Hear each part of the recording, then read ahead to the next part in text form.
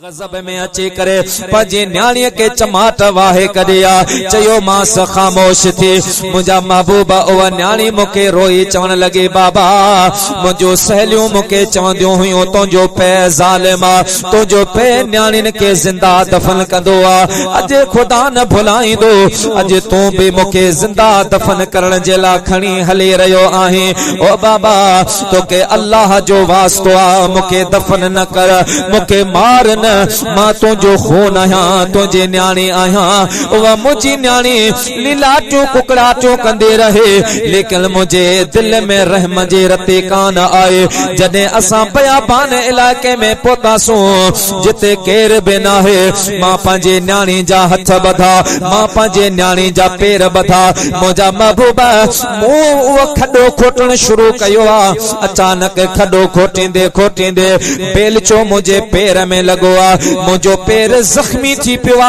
पैर मां जो खून निकतो मुझे न्याणी झंप दिनो हथन वारा रसा टुटी विया पंहिंजी गंदी लाहे करे पंहिंजी चादर लाहे करे मुझे पैर ते रखे चवण लगी अल्लाह मुझे बाबे जो खून वही वियो मुझो बाबो जख्मी थी पियो हबीब एडे अदब वारे न्याणे हुए लेकिन मुके रहम न आयो वरी उन गंदी सां मो न्याणी जा हथ बधा उन न्याणी के जदे उन खडे मंदर मां उछलायो मुके चवण लगी बाबा मुझे हालत रहम कर मां तुझे घर मोटी कोन ईंदस मां तुझे घर जे मानी कोन खाईंदस मां तुझे घर जो पानी कोन पींदस बाबा तुझे पाड़े में भी कोन ईंदस बाबा तुझे गोठ में भी कोन ईंदस अल्लाह वास्ते मुके छडे दे मां वनी जबलल में जिंदगी गुजारा लेकिन हबीब रहम जे रती कोन हुई मां उन न्याणे के दफन करे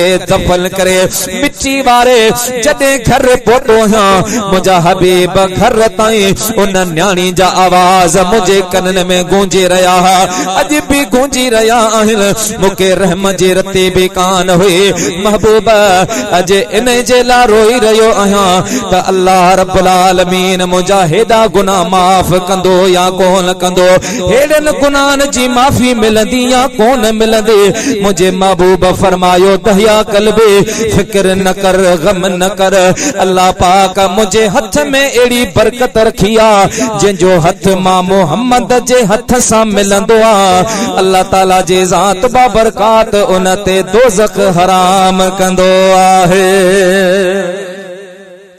एड़ा खतरनाक गुनाहगार एड़ा सियाकार बदकार जिन एड़ा गुनाह कया पर अल्लाह जी बारगाह में जो मोटी आया अल्लाह रब्बुल आलमीन माफ करने में देर कोन अल्लाह जी बारगाह में अज भी हर वक्त इहो ऐलान होंदो आहे ऐ मुझा बाना अचण तुझो कम माफ करण मो रब जो कम आहे वो सत्तारुल उयूब रब्बा है गफार जुनूब रब्बा मुझा प्यारा दोस्तों बुजुर्गो मुझे हबीब पाक सल्लल्लाहु अलैहि वसल्लम फरमाता जदे भी अल्लाह जो बानो रब जी बारगाह में आधी रात जो उठी करे अल्लाह के बानाइंदो अर्ज कंदो मौला पाए पांध गिची में अंगण जे बे अचन अव गुण ऐब कचाइयो ढकण थी ढक जल तोने हुजन तब माफियों डिजन में धरा अल्लाह के अर्ज कंदो ऐ रोई रोई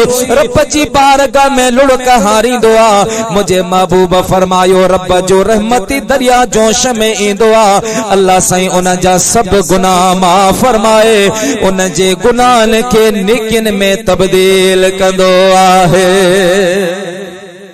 मुझा प्यारा मुसलमान भा अज भी वक्त है पंहिंजी जिंदगी में तब्दीली आन पंहिंजी जिंदगी में इनकलाब आन ये जिंदगी अज मिली आ वरी कोन मिलती सुबानी जदे तवा असा कफन में अची वेंदासी पो तवा असा भी बेन जा मोहताज बनजी वेंदासी काश अज को दुआ घुरे काश अज को मगफरत जी तलब करे अज को अल्लाह जी बारगाह में मुझे ला बाडाए मुझा प्यारा आशिक चोंदो है हिता लडड़ो खणी लालण लॾींदा प्या वञन प्यारा पिरी नाता छिन्यो पाड़ो छॾींदा प्या वञन हाय हाय हितां लॾड़ो खणी लालण लॾींदा प्या वञन प्यारा पिरी नाता छिन्यो पाड़ो छॾींदा प्या वञन कालहा जेकी कठे हिन वक्त कोने से हिते कालहा जेकी कठे हिन वक्त कोने से हिते महबूब मो मिसकीन खा महबूब मो मिसकीन खा मोहड़ो मटींदा प्या वञन प्यारा पिरी नाता छिन्यो पाड़ो छॾींदा प्या वञन दिल मूं अञा ठारी न हुई दिल जो सिको दिल में रहियो दिल मूं अञा ठारी न हुई दिल जो सिको दिल में रहियो दिल जो सिको दिल में रहियो सदमा संदल हिलसा के ईंदा कपींदा प्या वञन प्यारा पिरी नाता छिन्यो पाड़ो छॾींदा प्या वञन कई विया सुभाणे तव्हां असांखे बि हलणो आहे तैयारी कर उन सफ़र जी हज़रत महबूब सुबहानी कुतुब रब्बानी हैकल यज़दानी मीरा मोहिउद्दीन सैयदना अब्दुल कादिर जीलानी गौसल आज़म आहे पीराने पीरा लेकिन शेख सादी रहमतुल्लाह अलैह फरमाता है हिकड़े डी के गौस पाक के डिठो त काबे जे सहन में काबतुल्लाह जे गिलाफ के झले बिठो अर्ज करे मुजा मौला मुके माफ कर जेकर माफ नथो करी त मुके क़यामत ॾाड़े अंधो करे उथारे जो रब बेपरवाह रब बेटा इसे फरमादा संग पसी सर ही नथी मता पिरी पंहिंजो न कन इन दर मथे दादलियूं रुवंदियूं रत वञन हितां बारो चन कई लोधे कढियूं बेपरवाह रब आहे हालांकि पीरान पीर दस्तगीर रज़ी अल्लाह ताला अन्हु मुके साईं मास्टर अब्दुल सत्तार हुकुम कयो त हिकड़ी ब साईं महबूब सुबहानी जी भी गाल कजो जो तो पीराने पीर दस्तगीर जो फरमाना जिते मुंजो जिक्र थींदो आ मुजी नजर करम ओडा थींदी आ साईं नंढड़ो आ 4-5 साल उम्र उस्ताद वट हजरत अबू साले वठी वियो अर्ज के मौलवी साहब मुंजो बच्चो आहे इनके कुरान पढ़ाई उस्ताद फरमा अर्ज के साईं ठीक है पढ़ाई शहजादे के छड़े शहजादो ते वेठो उस्ताद कमन मा फारग थी फरमा लगो अब्दुल कादिर बच्चा हलिया सबक पढ़ मुझा प्यारा दोस्तों बुजुर्गो अग्या कायदो रखियो आ पट्टी रखिया पान फरमा लगा अब्दुल कादिर पढ़ बिस्मिल्लाहिर रहमानिर रहीम उस्ताद बिस्मिल्लाह पढ़ी पान खामोश थी उस्ताद वरी बिस्मिल्लाह दोहराई जी पुट पढ़ साईं कौन पढ़ी वरी चो मरतबो उस्ताद चो बाबा छो न तो पढ़ी अर्ज की केवला जी पढ़ाए बो आ ई पढ़ायो त मां पढ़ा जी पुट जी पढ़ाए बो ये त पढ़ाया अर्ज कई न मुंजा साईं जी पढ़ाए बो आ अवा ई कोन प्या पढ़ायो मुंजा उस्ताद अल्लाह साईं कुरान में लिखियो आ ऐ मुंजा बाना जदे मुझे कुरान जी तिलावत करियो पेरे तवा औज़ु बिल्लाहि मिनश शैतानिर रजीम पढ़ो उन का बाद में तवा बिस्मिल्लाह पढ़ो उस्ताद तवा मुके औज़ु बिल्लाह कोन पढ़ाया डायरेक्ट बिस्मिल्लाह पढ़ाया हाने मुके बुधा मां तुझो चवण करया या रब जो हुक्म मना साईं तू चवे तो पढ़ पर रब तो फरमा इए न पढ़ो पेरी औज़ु बिल्लाह पढ़ो उस्ताद हाने वह मां तोखे बुधाया कुरान किया पढ़बो आ। ओ मुझा प्यारा दोस्त बुजुर्गो, अऊज़ु बिल्लाहि मिनश शैतानिर रजीम, बिस्मिल्लाहिर रहमानिर रहीम पढ़ी करे सोने अब्दुल कादिर जिलानी कुरान जी तिलावत कया। मुझा प्यारा हिकड़ो सिपारो, ॿियो सिपारो, टियों सिपारो पढ़ंदे पढ़ंदे पीरान पीर उस्ताद जे साम्हूं 18 सिपारा कुरान जा पढ़ी ॾेखारिया। घणा सिपारा? 18 सिपारा। जॾहिं 18 सिपारा साईं पढ़िया त मोदी साहब गाढ़ो थी वियो कावड़ में। फौरन हज़रत अबू साले खे घुराई। साईं आया जी क़िबला शाह साहब ही कहिड़ो ज़ुल्म? साईं फरमाए छा थियो मौलवी साहब? जी इहो पढ़ियल हो, पढ़ियल ॿार खे वरी तव्हां मोॾां मोकिलियो आहे मुंहिंजे इम्तिहान वठण जे लाइ, त आऊं कीअं थो पढ़ायां? साईं फरमाए मौलवी साहब अल्लाह जो कसम मूंखे का ख़बर काने का त अब्दुल कादिर जिलानी कहिड़े मदरसे मां पढ़ियो आ, किथां हिन तालीम हासिल कया? अच त ॿई पुछूं था। मुंहिंजा प्यारा पुछण लॻा, ओ अब्दुल कादिर बच्चा ॾे ख़बर है तालीम तो किथां हासिल कया? इहो तो क़ुरान किथां यादि कयो आ? पाण फरमान लॻा, मुंहिंजा उस्ताद मुंहिंजा बाबा मां मके मदीने में कोन पढ़ियो आहियां, मां बगदाद जे मदरसे में कोन पढ़ियो आहियां, पर मुंहिंजी अम्मा हज़रत सैयदा फातिमा उम्मुल खैर रोज़ानो तहज्जुद जी नमाज में 18 सिपारा कुरान जा पढ़ंदे हुए मां जॾहिं दुनिया ते आयो आहियां अम्मा जे पेट मां 18 सिपारा यादि करे आयो आहियां। 18 सिपारा मुंहिंजी अम्मा तहज्जुद में पढ़ंदी हुई, मां उहे यादि करे पोइ आयो। साईं जिन जी अम्मा हज़रत सैयदा फातिमा उम्मुल खैर फरमाए थी त मां कॾहिं बि बगैर वुज़ू जे अब्दुल कादिर जिलानी के खीर कोन पियारियो। जॾहिं बि खीर पियारियो हो त वुज़ू करे पाक साफ कपड़ा पाए पोइ वुज़ू खीर पियारियो। साईं जिन जी अम्मा फरमाए थी त मां जॾहिं पंहिंजे बच्चे के सुमारींदी हुईसि त वेंजारे पाक साफ कपड़ा पाए अब्दुल कादिर के पींघे में झूले में विझी पींघो लुडंदो हो, झूलो झूलंदो हो, मुंहिंजी क़ुरान जी तिलावत शुरू थींदी। साईं कलाक 2 कलाक आराम कंदा हा त मुंहिंजो क़ुरान जा 2-2.5 सिपारा तिलावत थी पवंदा। 2-2.5 सिपारा क़ुरान जा मां पढ़ी वठंदी हुयसि। हासी जेकॾहिं मां नेक हूंदी आहे त औलाद अहिड़ो थींदो आहे, मां आबेदा हूंदी आहे औलाद अहिड़ो हूंदो आहे, मां नमाज़ी हूंदी आहे औलाद अहिड़ो हूंदो आहे। छो त हर इंसान जी जेका पहिरीं दर्सगाह आहे उहा अम्मा जी गोद आहे। उतां जेको दर्स मिले, उतां जेको सबक मिलंदो आहे, अल इल्मु फी सिगरे का नक्श अलल हजरे अरबी जो मनकुलो आहे त मां जी गोद में इंसान जेको सिखंदो आहे उहो समझो त पत्थर जे मथां लकीर हूंदी आहे, वो कदे भी मिटबो ना है। अल्लाह से तमा असांजे घर वारन के भी पंहिंजे बच्चन जी सोनी तरबियत करण जी तौफीक अता फरमाए।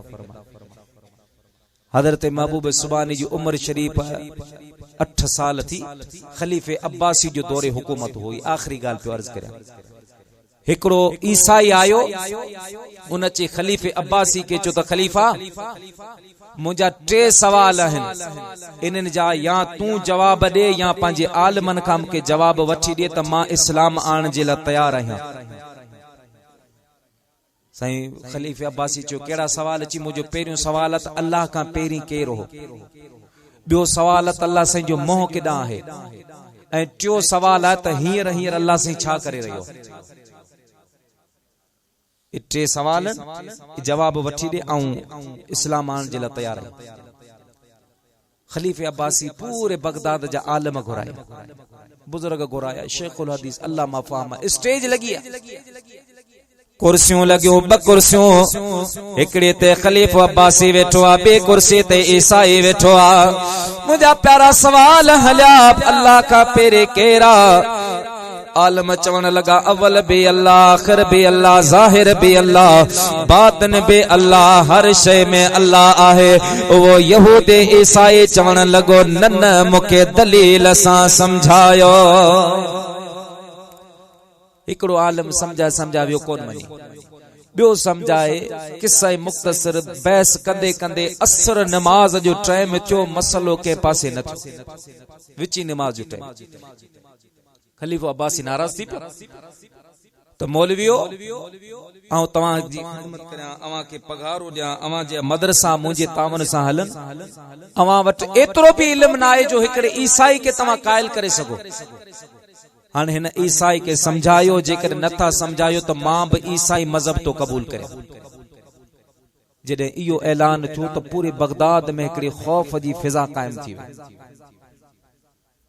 अल्लाह माफ करे, जेकर बादशाह ईअं तो अन्नासो आला दीन मुलूकिहिम, माण्हू पंहिंजे बादशाहन जे दीन ते हलंदा आहिनि, पंहिंजे हाकमन जे दीन ते हलंदा आहिनि। परेशान थिया। हेॾा शाम जो टाइम हो, 8 साल जो सुहिणो अब्दुल कादिर जीलानी मदरसे खां मोटियो आहे।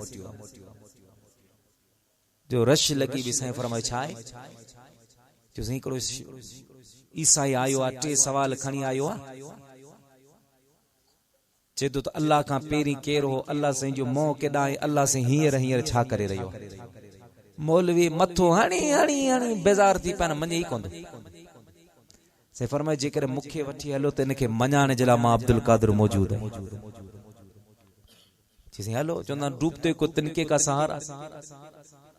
वठी आया खलीफे के चो खलीफा हिकिड़ो शहजादो आले नबी आ, औलाद अली आहे। चवे तो सवाल जा जवाब आऊं ॾींदुसि। वठी अचो ओ मुंहिंजा प्यारा दोस्तो बुजुर्गो, हज़रत अब्दुल कादिर जीलानी 8 साल जो साम्हूं बीठो आ। ईसाई कुर्सी ते वेठो आ। चवण लॻो अब्दुल कादिर ॿुधा अल्लाह खां पहिरीं केर आ। साईं फरमान लॻा मूंखे 10 ताईं गिनती करे ॿुधा। ईसाई चवण लॻो 1 2 3 4 5 6 7 8 9 10। पाण फरमान लॻा हाणे इनखे रिवर्स कर, मूंखे ॿुधा 10 खां पहिरीं छा आहे। चवण लॻो 9 आहे, 9 का पहिरीं चाहे 8 आहिनि, 8 का पहिरीं 7, 7 का पहिरीं 6, 6 का पहिरीं 5, 5 का पहिरीं 4, 4 का पहिरीं 3, 3 का पहिरीं चाहे 3 का पहिरीं 2 आहिनि, 2 का पहिरीं चाहे। ईसाई चवण लॻो 1 आहे। साईं फरमा लॻा ॾे ख़बर 1 खां पहिरीं चाहे। ईसाई चवण लॻो कुझु बि न आहे, 0 आ, 0 आहे, का शइ कान्हे का। मुझा प्यारा दोस्त बुजुर्गो, हज़रत अब्दुल कादिर जीलानी फरमा लगा बेवकूफ, जेको अदद में हिका, जेको गिनतीअ में हिका, जेकॾहिं उन खां पहिरीं कुझु नथो थी सघे त मुंहिंजे रब पाक जो शान आ। जेको मालिक अज़ल खां हिका, उन रब खां पहिरीं को रब नथो थी सघे। जेको अदद में हिक आहे, गिनतीअ में हिक आहे, उन खां पहिरीं कुझु न आहे त रब त अज़ल खां हिक आहे। ॿियो सवाल अल्लाह साईं जो मोह केॾा। साईं फरमाए मूंखे मेणबती आणे, मेणबती ॿारे। साईं फरमाए ॿुधाण हिन जो मोह केॾा। ईसाई चवण लॻो साईं हाणे हिन जो मोह त हर पासे, हिन जी रोशनी हर पासे। मोह खां मुराद रोशनी, हर पासे हेठि बि रोशनी आहे, मथे बि रोशनी आहे, साॼे पासे बि रोशनी आहे, खाॿे पासे बि रोशनी। पाण फरमा लगा बेवकूफ या मसनूई रोशनी आ। जेकॾहिं हिन जो मोह, हिन जी रोशनी हर पासे आ त मुंहिंजे रब पाक जो त शान आ। अल्लाहु नूर समावाति वल अर्द, जेको रब्बुल आलमीन ज़मीन आसमान जो नूर आ, उन रब पाक जी नज़र ऐं तवजा हर सिमत हर पासे आहे। हाणे टियों सवाल हो त अल्लाह से हींअर हींअर छा करे रहियो। अबा केरु चवे, किथे ॾींहुं, किथे रात, किथे सर्दी, किथे गर्मी, किथे शादी, किथे गमी, जहान वसिया। साईं फरमाई साई मूं तोखे 2 सवालनि जा जवाब ॾिना, इन हालत में तूं कुर्सी ते वेठो है ऐं हेठि बीठो। हाणे 3 सवाल जो जवाब तॾहिं मिलंदो जॾहिं तूं कुर्सी तां लही हेठि बीहंदे, मूंखे कुर्सी ते विहारे हेठां सवाल कंदे, पोइ तोखे जवाब मिलंदो।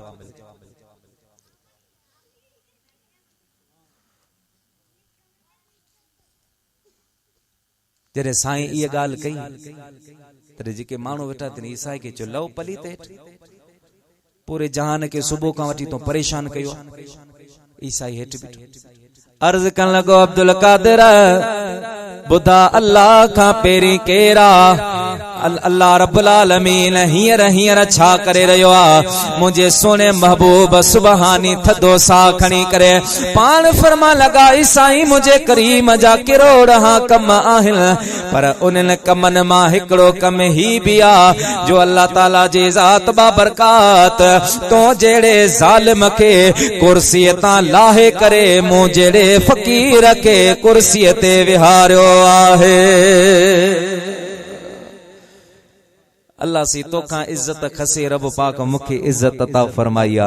ओ मुंजा प्यारा दोस्त बुजुर्गो ईसाया हजरत महबूब सुबहानी के अर्ज पियो करे त तुझे दरजो आया दायो बादशाह बगदाद जा रख कदम मुंह सिर झुकायो बादशाह बगदाद जा तुझे दरजो आया दायो बादशाह बगदाद जा रख कदम मुंह सिर झुकायो बादशाह बगदाद जा मुल्क हर में हर जगह तुझी हुकूमत आवली तो हुक्म हर जा हलायो बादशाह बगदाद जा रख कदम मुंह सर झुकायो बादशाह बगदाद जा।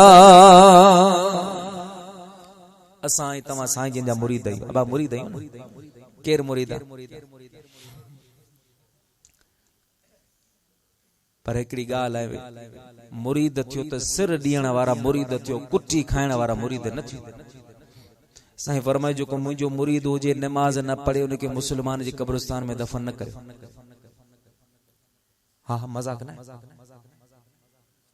सफर में जो मुझो मुरीद नमाज न पढ़े उन सां कते ताल्लुक करे छे मरी वने जनाजे में शरीक न थी। मुसलमान नमाज अल्लाह जो फर्ज है उन जी पाबंदी कर और हिन प्रोग्राम हिन स्पीकर जे आवाज जे जरिए पंजी मान ए भेणिन के भी ये गुजारिश करदस अल्लाह वास्ते नमाज की पाबंदी करो। असां वट वधिक अमल कोने असां तहज्जुद नथा पढ़ी सको असां इशराक नथा पढ़ी सको असां नफली रोजा नथा रखी सको असां रात जो जागी जागी रब के याद नथा करे सको पर कम से कम ये जेका नमाज होंदी त इन नमाज के बहानो बनाए कयामत ॾींहुं नबी साईं पंजी उम्मत जी सिफारिश फरमाइंदा। तदे अम्मा खातून जन्नत रदी अल्लाह ताला अन्हा इरशाद फरमायो तो मुझे बाबा जान जो उम्मत यानियो तमा सिर्फ नमाजी पाबंदी करे मां खातून जन्नत ते पहुंची वंजो पो जन्नत में अवा के पहुंचाण खातून जन्नत जो कम है। जन्नत में पहुंचाण खातून जन्नत जो कम है। जेकॾहिं तव्हां असां चाहियूं था त असांखे रसूलुल्लाह जो पाड़ो नसीब थिए खातून जन्नत जो पाड़ो नसीब थिए त पोइ अदा ॿिया अमल भी करियो पर नमाज लाज़मी आहे। नमाज जी पाबंदी कर ऐं हिकिड़ी हीअ दुआ घुरंदो कर ॿिया दर न खपनि हिकिड़ो इहो जा दरबान मदीने वारे जो हर रोज बुहारा अखियन सा ऐवान मदीने वारे जो हर रोज बुहारा अखियन सा ऐवान मदीने वारे जो हिन दुनिया ते हिल धरती ते जियरे मदीनो जन्नत आछो तकयल मनजार कबरी आछो तकयल मनजार कबरी ऐलान मदीने वारे जो हर रोज बुहारा अखियन सा ऐवान मदीने वारे जो जे मरीज मोटाया अमेरिका ऐ लंदन ला इलाज कया तिन जे बेतमरजन खे लगदो दरमान मदीने वारे जो हर रोज बुहारिया अखरन सा ऐवान मदीने वारे जो। सुभान अल्लाह। ये दुआ कंदो त इंशाअल्लाह वो डी परे ना है तवां सां सभी मदीने घुराया वेंदासीं। तमन्ना जरूर होण खपे, हसरत होण खपे। पोइ जॾहिं चवंदा आहिनि जब कर्म होता है हालात बदल जाते हैं। जॾहिं साईं जिन जो कर्म थींदो न पोइ हालात बदलजी वेंदा। तमन्ना होण खपे त रसूलुल्लाह जे रोज़े जो, रसूलुल्लाह जे रोज़े जो थिया दरबार मदीने में चवे दिल थी त दिल पर जो हो जा मेहमान मदीने में। रसूलुल्लाह जे रोज़े जो, रसूलुल्लाह जे रोज़े जो थिया दरबार मदीने में चवे दिल थी त दिल पर जो हो जा मेहमान मदीने में। अखिल वेही सारो हो जल नजरों निजारन में, हो जल नजरों निजारन में, मुनारन में वेठो न्यारा, मुनारन में वेठो न्यारा मिसल मस्तान मदीने में चवे दिल थी त दिल पर जो हो जा मेहमान मदीने में। हली हुजरो साहे कर सिकाथो सब्ज गुंबज़ले, सिकाथो सब्ज गुंबज़ले घोरे ही अजाल जान बता, घोरे ही अजाल जान बता कया कुर्बान मदीने में चवे दिल थी त दिल पर जो हो जा मेहमान मदीने में। उदासी अब्दुल्ला है यही आस अंदर में, यही आस अंदर में पेरां दी सलाह रखल पैजे, पेरां दी सलाह रखल पैजे बने आस्तान मदीने में चवे दिल थी त दिल पर जो हो जा मेहमान मदीने में। अल्लाह पाक मुझे चमन तमाम जो बुधन पंजी बारगाह में कबूल फरमाए। वमा अलैना इल्लल बलाग। या नबी सलाम अलैका, या रसूल सलाम, रसूलुल्लाह व अला आलिका व अस्हाबिका या हबीब अल्लाह, या रब्बि बिल मुस्तफा बल्लिग मक़ासिदना वग़फिर लना मा मदा या वासिल करम। इलाहुल आलमीन या रहमान रहीम रब, जो कुछ जिक्र खैर थियो, तिलावत थी, नात शरीफ थी, वाइज़ व नसीहत थियो, खैर खैरात कई वई, हियो इंतजाम हियो एहतमाम सब पंजी बारगाह में कबूल मंजूर फरमा। मुझा मौला ने जो सवाब हदियतन तोहफतन नबी करीम सल्लल्लाहु अलैहि वसल्लम जी बारगाह में पेश करियूं था, कबूल मंजूर फरमा। नबी पाक जे सदके नबी पाक अलैहि सलातो सलाम जे तमाम आल औलाद अहल बैत अज़वाज मुत्तहरात के बख्शूं था, कबूल मंजूर फरमा। खुसूसन बिल खुसूस अजो के हिन जलसे जो सवाब, अजो के खैर खैरात जो सवाब, अजो के नातन, अजो की तिलावत, अजो के वाइज़ शरीफ जो सवाब मरो मगफुर चाचा मोहम्मद यूसुफ जे रूहन के बख्शूं था, कबूल मंजूर फरमा। इलाहुल आलमीन मरोम जा दर्जात बुलंद फरमा, मरोम जी कब्र के वसत अता फरमा, मरोम जी कब्र के जन्नत बागन मा आला बाग बना। इलाहुल आलमीन असां गुनाहगार आहियूं, बदकार